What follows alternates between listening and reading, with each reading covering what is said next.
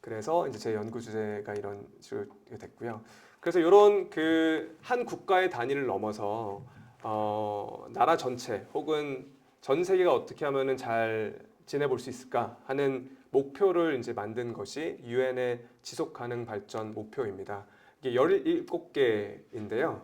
그래서 유엔 SDG, Sustainable Development Goal이라고 하고요. 그래서 2015년에 9월에 유엔 총회에서 채택이 됐습니다. 아마 192개 나라에서 인도스에서 채택이 됐을 거고요.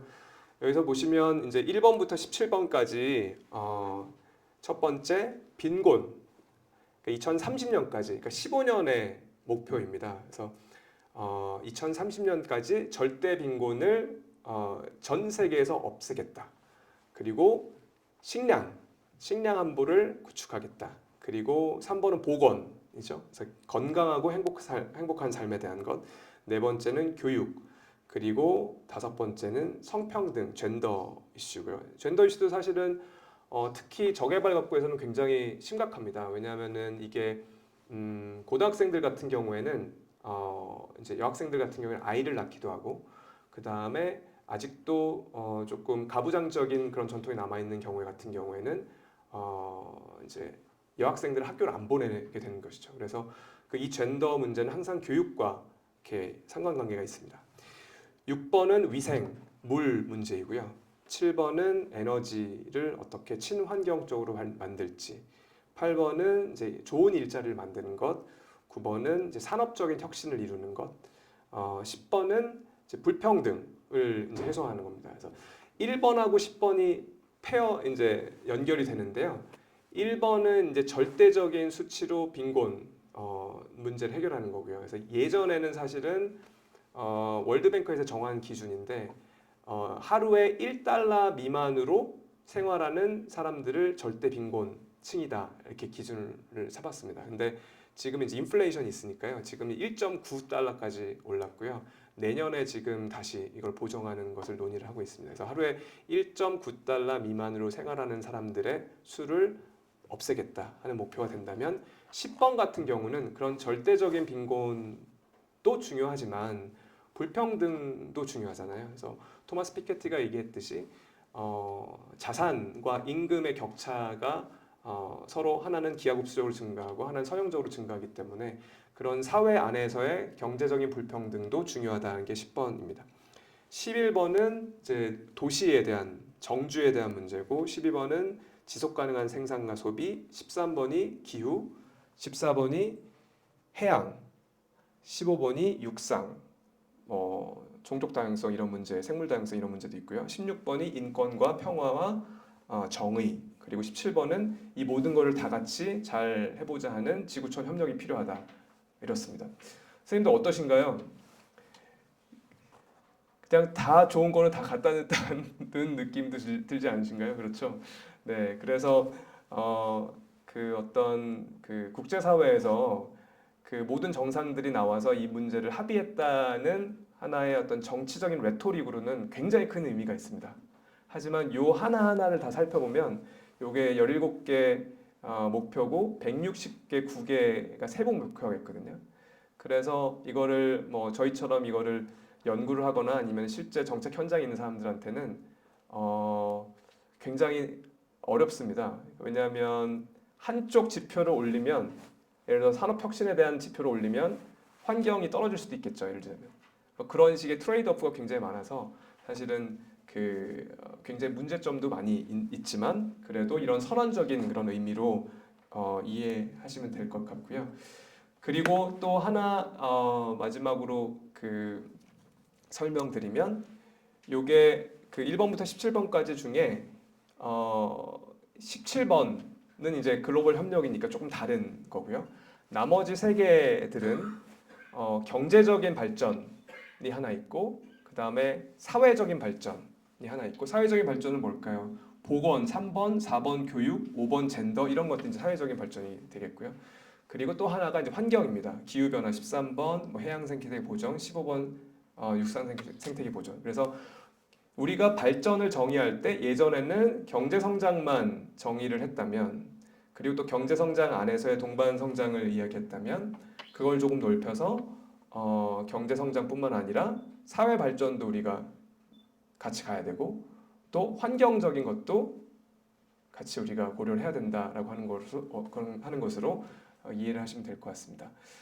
하나 재밌는 것은 16번이 인권과 정의와 평화 이런 지표들입니다. 근데 어떻게 보면 가장 중요한 자유, 민주주의 이건 빠져 있습니다. 왜 그럴까요? 민주주의가 사실은 어떻게 정의하느냐에 따라 다르기는 하겠지만 형식적 민주주의는 뭐 각 국가마다 이렇게 그 헌법적 정의가 다르겠죠. 근데 여전히 권위주의적인 정부들이 많이 있고 민주주의라고 하는 단어에 살짝 알레르기 반응을 일으키는 경우도 있기 때문에 저게 12년부터 2012년부터 이거를 지표로 만들기 시작했거든요. 그때 요게 빠졌습니다. 그래서 이런 것들을 볼 때 좀 우리가 혼란스러운 부분이 있는 것 같습니다. 무슨 얘기냐면 지금 르완다 정부 같은 경우에는 동아프리카에서도 과학기술 혁신이 가장 잘 이루어지고 있는 나라 중에 하나입니다. 근데 선생님들 기억하실지 모르겠지만 1994년에 호텔 르완다라고 하는 영화도 있고요. 르완다 내전이 있었습니다. 그거의 이제 원인을 쭉 이제 가보면 사실은 뭐 벨기에 이제 잘못된 식민 지배가 있기도 하지만 그때 이제 후투족 투치족의 그 반목 쪽에서 지금 현재 폴 카가메 대통령이 그때부터 장기 집권하는데요.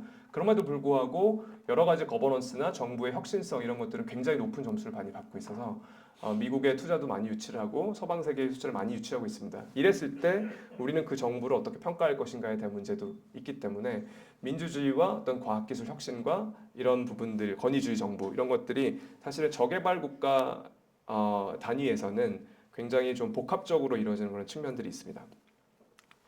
네, 그래서 유엔 총회에서 이제 이런 것들이 이루어졌고요. 그래서 우리의 그 BTS가 작년에 이제 연설도 하고 그랬었습니다. 요거는 넘어가겠습니다. 네. 네. 그리고 이제 또 하나의 어떤 그 터닝 포인트가 됐던 게 기후 위기인데요. 실제 2015년에 아까 9월달에 지속가능 발전 목표가 수립이 됐고 2015년 12월에 이제 파리 협정이 이제 일어나게 됩니다. 만들어지게 되는데요. 사실 제가 있었던 킬리만자로 산 같은 경우도 예전에 비해서 눈이 굉장히 많이 녹았습니다. 그래서 여기가 5,895m인데 단원들하고 같이 올라갔었거든요. 그래서 사람이 아무런 보호 장비 없이 이렇게 올라갈 수 있는 가장 높은 산 중에 하나예요. 그래서 그 뭐 집과도 가깝기도 해서 올라갔었는데 눈이 굉장히 많이 이제 녹았죠. 그래서 이런 기후 변화는 이런 어떤 그 스토리텔링의 문제가 아니라 실제 뭐 과학적으로 이미 그 규명이 된 것이기 때문에 이런 것들이 지난한 어떤 그 정치적인 프로세스의 과정을 거쳐서 2015년 12월에 파리 협정이라고 하는 결과물을 탄생되게 됩니다. 그래서 이 파리 협정 속에서 그 기후 변화 당사국 총회를 거쳐서 국가별로 어떻게 우리가 넷 제로 탄소 중립을 이룰 수 있을지에 대한 그런 그 아주 상세한 그런 규범들이 나오고 그런 지표들이 지금 나왔습니다. 그래서 지금 동반 성장을 글로벌 관점에서 본다면 이 2015년 9월에 SDG 유엔 지속 가능 발전 목표와 그 다음에 2015년 12월에 있었던 파리 협정이 가장 중요한 것들이라고 할 수 있겠습니다. 그렇지만 우리가 그 국제 협력이 정말 효과적일까? 이게 만평인데요. 그래서 여기 중간에 오바마 있었고 시진핑 있고 왼쪽에 프랑스 올랑도가 있고 네 번째가 좀 몰랐는데 데이비드 카메론이더라고요. 그리고 이제 인도의 이제 모리 총리인데 자기네들끼리 우리 세계를 구했다 파리 협정을 이제 하고 이제 만세를 부르는 장면을 이제 비꼰 건데요. 가디안에서. 그래서 결과적으로 사실은 이런 협정들을 만들어내는 거는 국내 안의 법들은 우리가 법을 지키지 않으면 구속력이 있기 때문에 감옥에 가게 되고 벌금을 물게 되는데 국가 간의 협정들은 사실은 구속력이 바인딩 파워가 그렇게 크진 않기 때문에 사실은 국가를 규제하고 강제하는 것은 굉장히 어렵습니다. 그럼에도 불구하고 이러한 그 협력들은 가장 중요하고 거기에서 또 중요한 것들이 과학 기술을 통해서 뭐 클린 디벨롭먼트 메커니즘이라고 하는 것이나 아니면은 개발도상국 기술 이전을 통해서 기후 변화에 대응하는 것들을 돕는 많은 그런 기회들이 있습니다. 그래서 여러 가지 지금 글로벌 동반 성장과 또 글로벌 발전에 대한 여러 가지 이제 그 가치 체계나 그런 정책들이 진화되어 왔고요. 그게 또 이제 그거의 하나의 시발점이 된 게 1992년 리우 지구환경 정상회의가 이제 30년이 됐습니다. 그래서 그 처음으로 환경 문제 그리고 경제 성장을 환경과 같이 가야 된다 하는 그런 목소리를 낸 것이 이제 이미 30년이 지났는데요. 그때보다 더 진일보한 그런 개념이라면 예전에는 경제 성장이 일단은 최우선 목표고, 근데 그거의 어떤 부작용으로 환경적인 그런 부분들을 우리가 어떻게 해결할지에 대한 것이었다면, 이제는 지속가능 발전이라고 하는 게 너무나 절체절명의 위기이기 때문에 환경적인 거나 기후변화를 고려하지 않으면 경제성장 자체가 불가능하기 때문에 단순히 경제성장이 다른 것들의 소위 이제 수단이 아니라 환경적인 것 그리고 사회발전, 경제성장을 다 같이 세계의 한 축으로 보여야 된다라고 하는 것이 좀 진일보한 것입니다. 그래서 그 SDG의 가치체계 동반성적적 함의를 간략하게 말씀드리면, 요거는 이제 일단 5가지의 것들을 볼 수 있는데요. 일단 인간의 관점에서 모든 차원의 빈곤과 기아를 종식하고 존엄과 평등 그리고 건강 환경에서 자신의 잠재력을 실현할 수 있도록 보장하는 것을 이야기를 하고 있고요.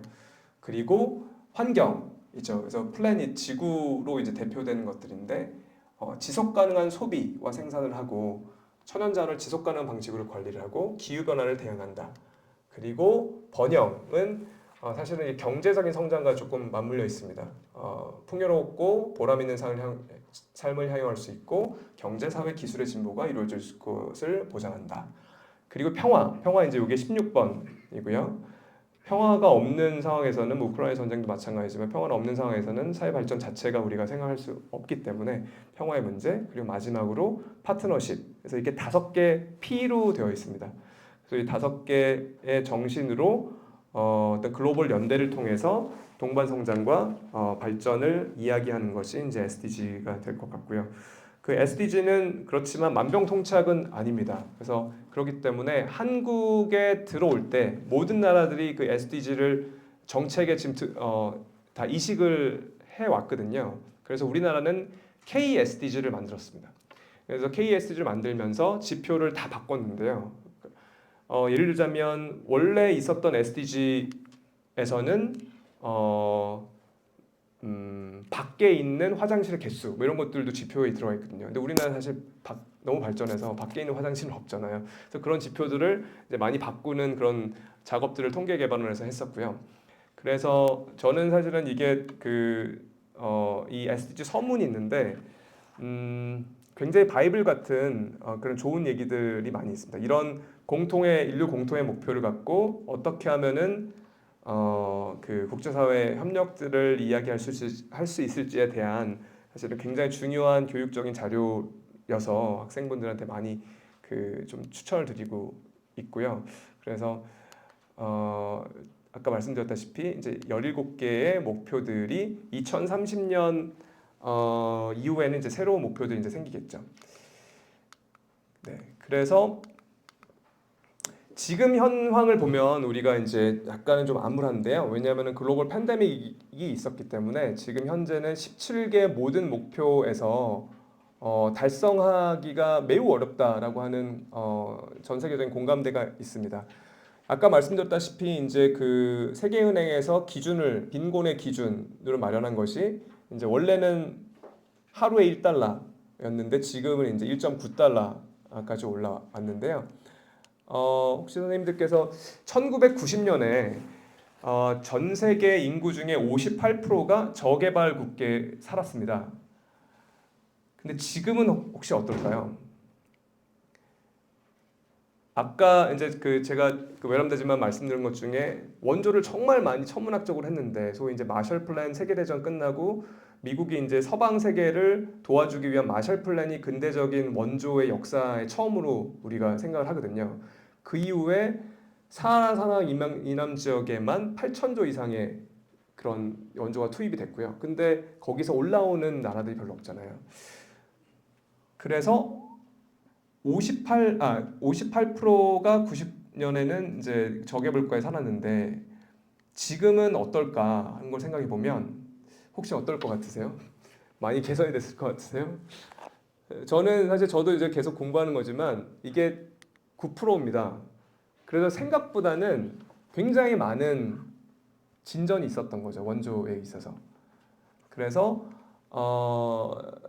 전 세계에 지난 20년 동안 절대 빈곤에서 탈출한 그 시민 그전 세계 인구가 20억 정도 됩니다.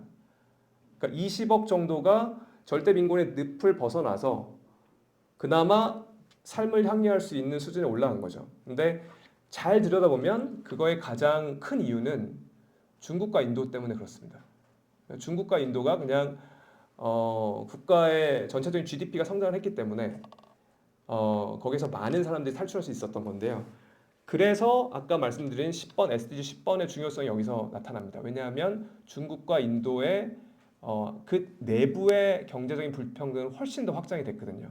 그래서 우리가 절대 빈곤의 수치만 본다면 이렇게 뭐 그 성과로도 측정해 볼 수 있겠지만 더 우리가 잘 앞으로도 미래에 대한 계획이나 비전을 세우기 위함이라면 국가 안의 불평등 문제도 고려를 해야 된다는 것을 나타낼 수 있고요.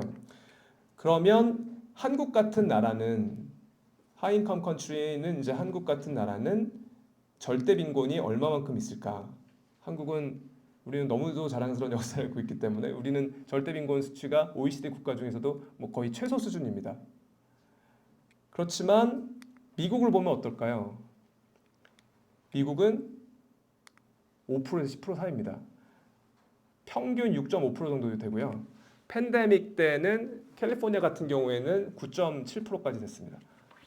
그렇기 때문에 이거가 우리가 주는 함의는 뭐냐면 지속 가능 발전이나 동반 성장의 어떤 그런 그 비전들은 단순히 저개발 국가나 아니면은 뭐 중진국의 문제가 아니라는 거죠. 특히 팬데믹 동안에는 OECD 국가들 중에 특히 미국 같은 그런 나라들 같은 경우에는 격차가 훨씬 더 많아졌고 절대 빈곤 자체, 그러니까 절대적인 빈곤층의 수치도 굉장히 높아졌음을 의미하기 때문에 단순히 SDG 지속 가능 발전 목표는 어떻게 보면 저개발국을 우리가 이렇게 좀 잘 사는 나라들이 예전에는 좀 우쭐대면서 저개발국을 도와주는 어떤 그런 의미가 강했다면 지금은 사실은 서로 배울 수밖에 없는 그런 상생의 비전으로서 굉장히 핵심적인 글로벌 아젠다다. 저는 그렇게 생각을 하고 있습니다.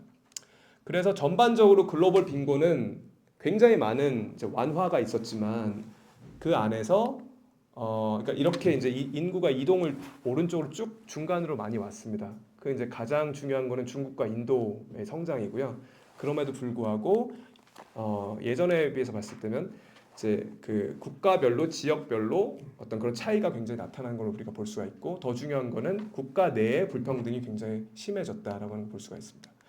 그래서 이제 SDG 1 그 빈곤의 퇴치에 대한 그런 부분을 본다면 2019년 그러니까 2020년 팬데믹 이전 같은 경우에 소위 우리가 이제 어떤 그 선을 쭉 추계를 그어 보면 사실은 저렇게 점선으로 표시되는 것처럼 우리가 기대를 할 수 있었었는데 팬데믹 상황으로 인해서 가장 첫 번째 지표인 절대 빈곤도 사실은 굉장히 위협을 많이 받게 됐습니다. 그리고 불평등에 대한 지표도 사실은 악화가 됐고요. 더 중요한 거는 같은 그 제가 말씀드린 부분의 어떤 에비던스가 되겠지만 죄송합니다. 이렇게 조금 안 보일 수도 있는데 저쪽 뒤에 디벨롭드 컨트리 그 이제 선진국 안에서도 그 불평등이 감소하지 않는 것을 오히려 더 선진국 안에서의 불평등 문제가 그 오렌지색으로 이렇게 나타나 있죠. 그래서 더 심각한 상황으로 갔다라고 하는 것을 보여줍니다. 그래서 사실은 이런 것들 때문에 2015년 그 SDG 지표가 만들어지기 전에는 3년 전, 그러니까 제가 월드뱅크에 있을 때이기 때문에 2012년부터 우리가 글로벌 협상 과정을 거쳤거든요. 근데 지금 2030년에 새로운 지표를 만들어내야 되는데 새로운 목표를 만들어내야 되는데 보통은 3년이나 4년 전에 시작을 하겠지만 지금은 2030년까지 2030년까지 SDG가 달성할 수 있는 그런 것들이 잘 가시적으로 안 보이기 때문에 굉장히 어렵다는 공감대가 있기 때문에 2030년 이후의 목표를 어떻게 할 것인지 아니면 SDG를 어떻게 수정할 것인지에 대한 논의가 이미 이루어지고 있습니다. 그래서 복합 위기의 시대에 사실은 이러한 더 그 글로벌 동반 성장이나 발전에 대한 협력들이 굉장히 중요하다고 생각을 하고요. 그리고 이제 과학기술 혁신은 사실 국가 발전과 경제 성장의 가장 큰 원동력으로 우리가 생각을 해왔습니다. 여러 가지 정책을 이제 R&D나 아니면 지적재산권의 뭐 그런 거버넌스를 만들고 R&D도 투여해서 산업화하는 그런 것 속에 이제 경제 성장이 이루어져 왔는데요.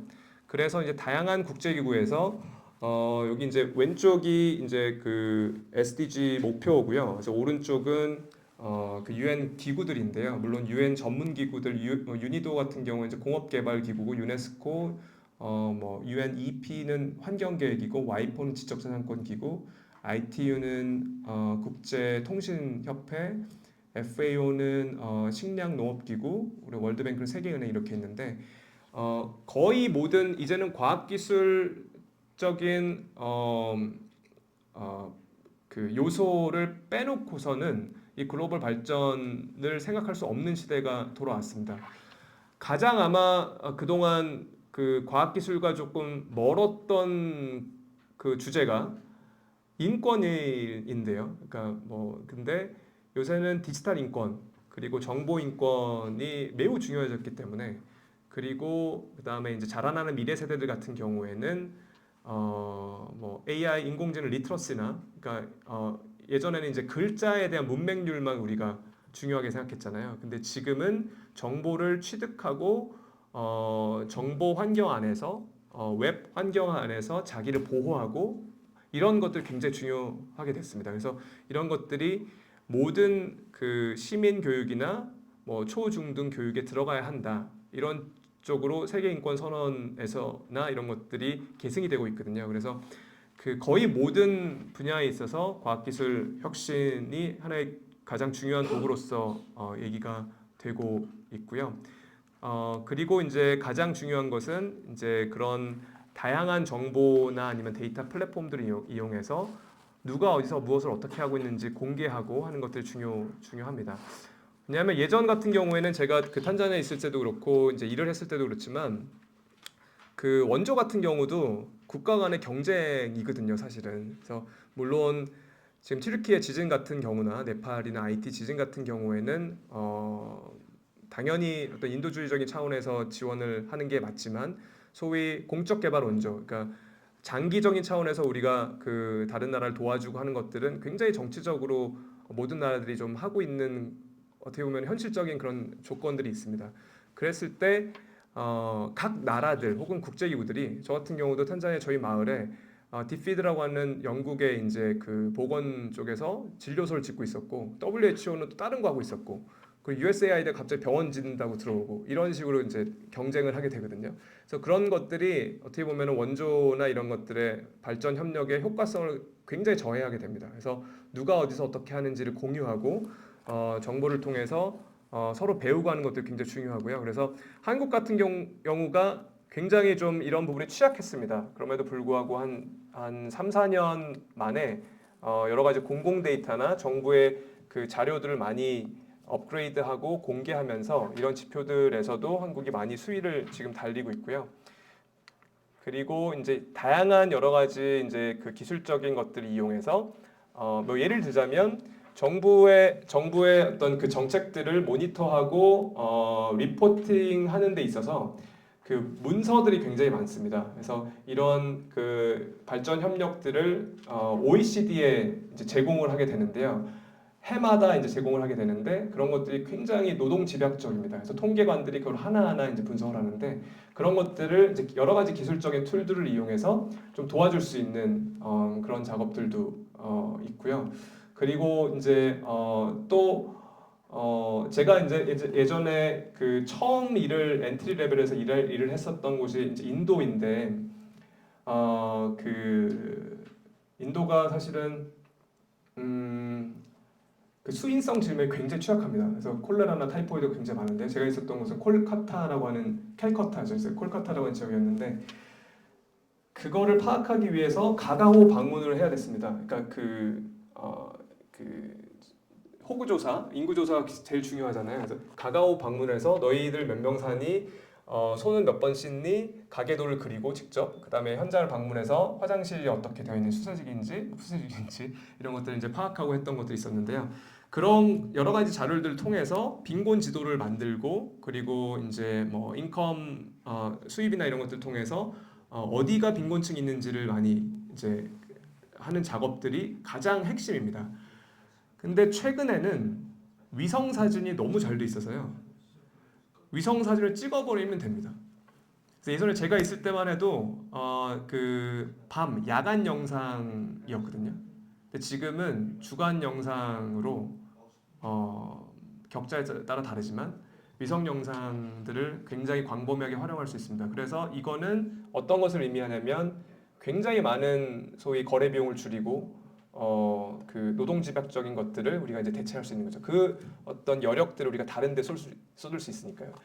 그래서 이제 저희가 이제 이거는 좀 연구긴 하지만 저희 연구실에서 하고 있는 것 중에 하나는 이제 위성 영상이나 이런 것들을 통해서 튀르키예 같은 지진이 나거나 아니면은 재난이 나거나 아니면 자연재해가 있을 때 과연 외부에서 원조를 투여할 때 어디에 가야 되는지, 어디가 더 많이 부서졌는지, 어느 루트를 통해서 원조를 진행하게 되면은 가장 효율적일 수 있을지 이런 것들을 활용합니다. 그래서 지금은 이제 뭐 컨볼루션 뉴럴 네트워크라고 하는 뭐 인공지능 툴들을 이용해서 그런 포스트를 확인하기도 하고 다양한 데이터를 통해서 이런 방법론적인 것들을 하고 있어서 굉장히 많은 기회가 있다라고 하는 생각이 듭니다. 그래서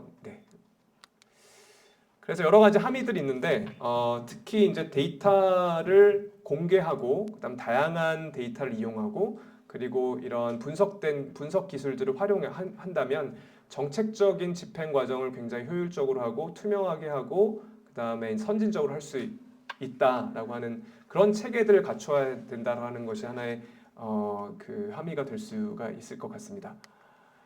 네.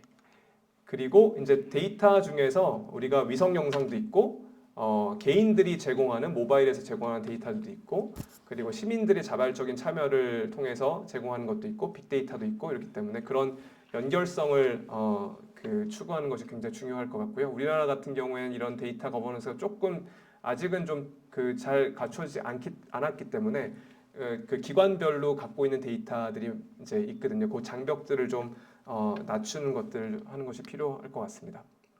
그래서 SDG는 특히 경제 성장이나 사회 인간 개발 그리고 환경의 지속 가능성이 3대 핵심이고요. 그리고 오늘 뭐 ESG는 따로 말씀 안 드렸지만 ESG는 사실 SDG가 있기 전 2006년에 UN PRI에서 먼저 나왔기 때문에 책임 있는 투자의 원칙이라고 하는 것이 사실 SDG보다 10년 전에 만들어졌습니다. 그래서 기업도 이런 환경과 거버넌스와 투명성을 고려한 투자를 할 때 훨씬 더 많은 성과를 낼 수 있다라고 하는 것이 핵심이고요.